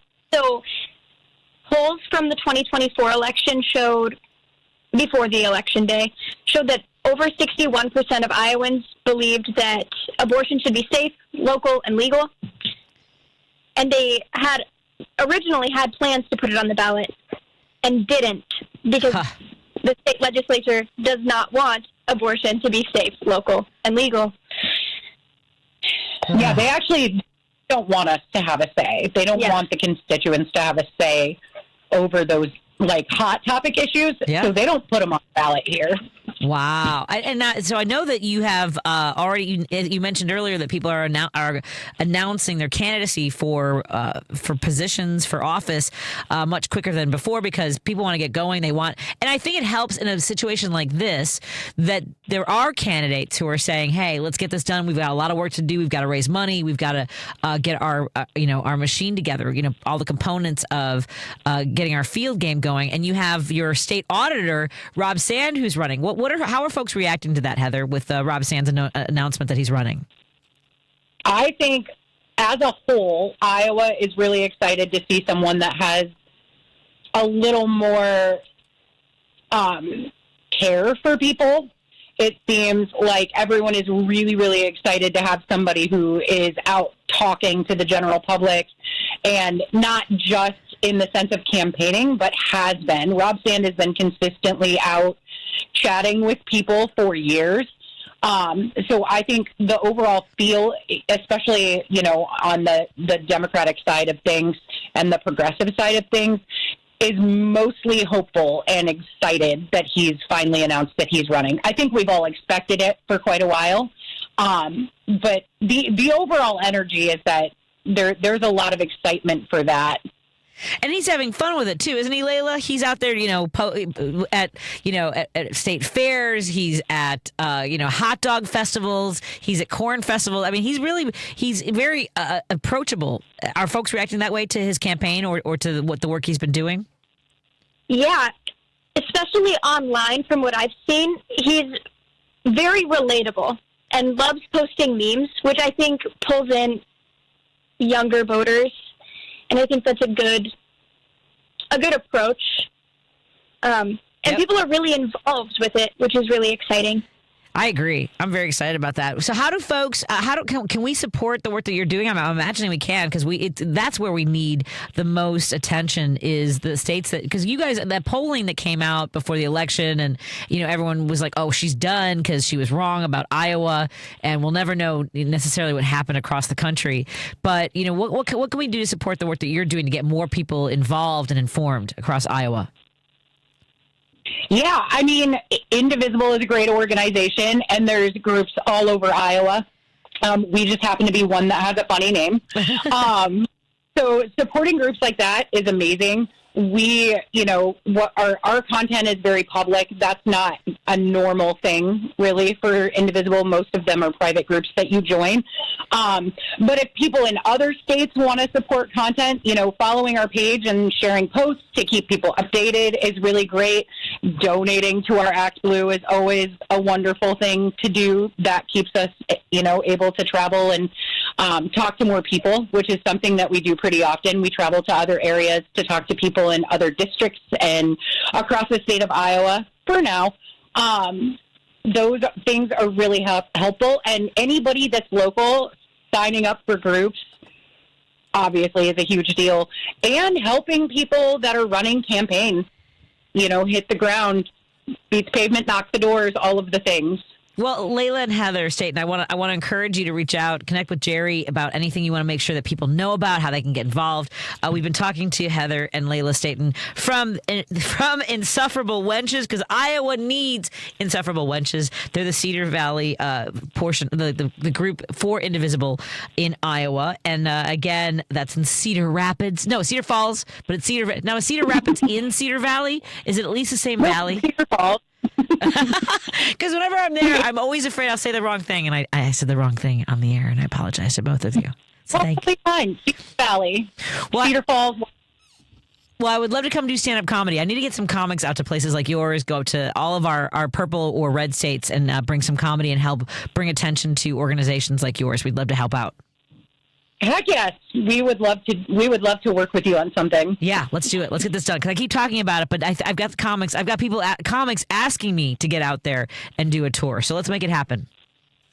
Yeah, that'd be so fun. Excellent. Well, thank you so much for joining us, and we'd love to have you back anytime. Let us know if you want us to amplify anything, if any events coming up that people need to know about. We'd love to hear from you. Amazing. Thank you so much. Our pleasure. Thank you. Bye, my Insufferable Wenches. I want to be honorary member of Insufferable Wenches. Have a good night. You too. Thank you. Bye-bye. Let's take a break here. We'll come back and wrap it up on WCPT 820, KKNW 1150, and KTNF AM 950. Joan Esposito, live, local, and progressive. Donald Trump told the Senate to make recess appointments. No reason to have any confirmation. And oh, by the way, the people I am going to nominate are the single most reprehensible, unqualified folks that you have ever seen be a part of any administration at any point in time in the known universe. Joan Esposito, weekday afternoons 2 to 5 on WCPT 820. Chicagoland, are you ready to head up to the northwest suburbs on Sunday, June 1st? It's the 7th annual family-friendly Buffalo Grove Pride Parade. It all begins at 11 a.m. featuring 100 businesses, organizations, dance teams, musicians, bands, schools, and much more. The parade is geared for the LGBTQ community members and allies of all ages. This year's theme, Pride is Natural, highlights the normalcy of being an LGBTQ family in this time of great distress in our nation. And this year's Grand Marshals? Well, it's us. Yes, WCPT 820's own me, Scott Duff. And me, Ellen Miller. We're the hosts about Chicago. The Buffalo Grove Pride Parade will feature a special tribute to Balloons by Tommy's late great owner with an incredible display of rainbow balloons. The Buffalo Grove Pride Parade, the family-friendly Pride Parade filled with magical giveaways for all, is Sunday, June 1st at 11 a.m. Information and map can be found at pintoprideproject.com. See you there. Some people won't give you the real talk on drugs, but it's time we know the facts. Fentanyl is often laced into illicit drugs and used to make fake versions of prescription pills. You can't see it, taste it, or smell it. Suppliers mix fentanyl into their products because it's potent and cheap, and the dealer might not even know. Keep yourself and others safe by knowing the real deal on fentanyl. Get the facts. Go to realdealonfentanyl.com. This message is brought to you by the Ad Council. You're listening to WCPT 820 because facts matter. Welcome back to Driving It Home with Patti Vasquez. Thank you so much for joining us. We are winding down, actually, if you're just catching up with us. We've been talking to Heidi Stevens in the first hour and our friends from Insufferable Wenches in Cedar Falls, Iowa, the Cedar Valley branch of Indivisible. And we've been talking to wonderful listeners like you. So if you want to call before we wrap it up, our phone line, our Credo mobile phone and text line are 773-763-9278. That's 773-763-9278. Credo Mobile, a progressive phone company that is better for all people and the planet. Visit credomobile.com. And I want to bring you up to date on a lot of the great guests coming up on Richard Chu's show tomorrow. Tomorrow on Chu's Views, he'll be joined by Bernadette Authenier, a property law scholar, professor, and author of Plundered: How Racist Policies Undermine Black Home Ownership in America. And Illinois State Rep Rashid will be joining him at that. Of course, the show is on from 6 a.m. to 8 a.m. right here on WCPT, Heartland Signal website, and tune in as well as YouTube and Facebook, and on live Local and Progressive. Jonas Pizzito will be taking your calls and talking to longtime newsman and political commentator David Lehman, and Spencer Critchley, author of Patriots of Two Nations and the host of The Dastardly Cleverness in the Service of Good podcast. It's live, Local, and Progressive from 2 to 5 p.m. right here on WCPT. And Dan Schaefer's going to be on tomorrow on my show. He's going to be on from, we haven't talked to Dan Schaefer. I feel like it's been, if I don't talk to him every week, I feel like something's wrong. So Dan Schaefer will be on tomorrow. And John Fugelsang is joining us. I've wanted to do Monday school with him, but then things happen and I forgot I was supposed to book him on a Monday, and then I'll see him on Stephanie Miller's show because I watch Free Speech TV. He has a lovely new haircut because he was taking his photos for his new book, The Separation of Church and Hate, which is coming out soon. So we'll talk about that and his thoughts on other things going on. I'm sure we'll have some things to share in regards to J.D. Vance giving Pope Leo a Bears jersey. I mean, here's the thing. If you're going to give him, and I get that it says Pope Leo, but you may as well go all in. I mean, you may as well make it as corny as possible. And the fact that you didn't put "Da Pope" on the back of his jersey is disappointing. That's all I'm saying. It's very disappointing. Well, Lady B, how are you doing tonight? I know we're wrapping up in just a moment, but I thought I'd check in with you a little bit. I'm still hydrated. Still hydrated. Excellent. And then Dave told me that my water is apparently contaminated, but that's it's too late now. You're right. All in. I'm all in on the. I mean, maybe I'll have some sort of superpower. Maybe it's something radioactive. Maybe I don't know. There you go. I don't want to be a spider though. I mean, it seems very complicated to be a spider woman. But you get to the spider powers, the webs, sure, and you get to detect the danger, sure, that's lurking. So you'll know if Trump is tapping in here or something.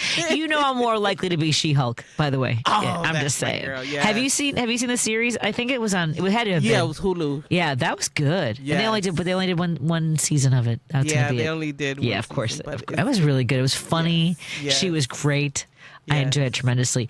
Stephen, since we're talking about things we're watching, did you ever watch The Handmaid's Tale?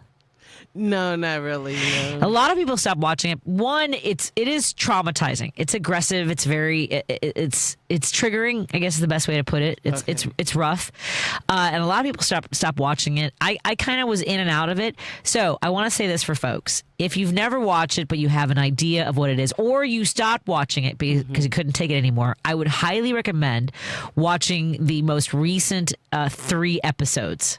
Okay. The most recent 3 episodes, because it's very cathartic, especially the last one, which I believe is Exodus, because June Osborne is back in Gilead and she's rallying the troops. Let's just say that. Okay. It is very satisfying. If you loved Janine, just saying, you'll be very happy with some of the choices that are made. Let's put it that way. Okay. And then last night, I wanted to watch a horror movie. I think I want something that scares me more than what's going on. Like, I need a jump scare. Right. I feel like I need my heart to be in a different place. So I watched something called Werewolves Within, I think that's the name of it. It's kind of a quirky, weird little movie. It's a little bit of, when I watch zombie movies, I've realized, and I never used to like the movies and shows, I didn't realize it's not really about the monsters. It's the what monsters we turn into when it's about self-preservation. Right. And I like to think that I'm most like the forest ranger in this movie we watched, where I think it's called. Okay, yeah. I gotta check that out. And it does have, but there is a werewolf. And you know what? I shouldn't say that. Let's let it be a surprise. It's too late, right? Is it too late? All right. But that's I think that makes sense. Werewolf Within, because the monster in the humans comes out, but then there's also, I just want people to know, it's also scary. A lot of good jump scares in that. Okay. Do you like horror movies? I do. Depending. I just don't. I'm not too crazy about the Walking Dead. Yeah, it got a little rough. I think 6 seasons, and I think it was a lot more than that. Yeah. But I love Daryl. My favorite character is Daryl and his evolution. Yeah. But I do love the what is it? Z War. Oh, that was good with Brad Pitt. Yeah, that was good. I love that zombie movie. Do you like vampires? Oh, I do. So have you seen Abigail, the little ballerina girl? Yes. My God. Yes. That is good. Yes. I enjoyed that tremendously. Yeah. So I was telling Steve, I kind of want to watch that tonight, Steve, because we're watching a Jason Momoa movie. It's okay. It's kind of a B movie. Okay. Right. And I don't know if I want to go back to it or not. I mean, it's fine. Okay. Yeah.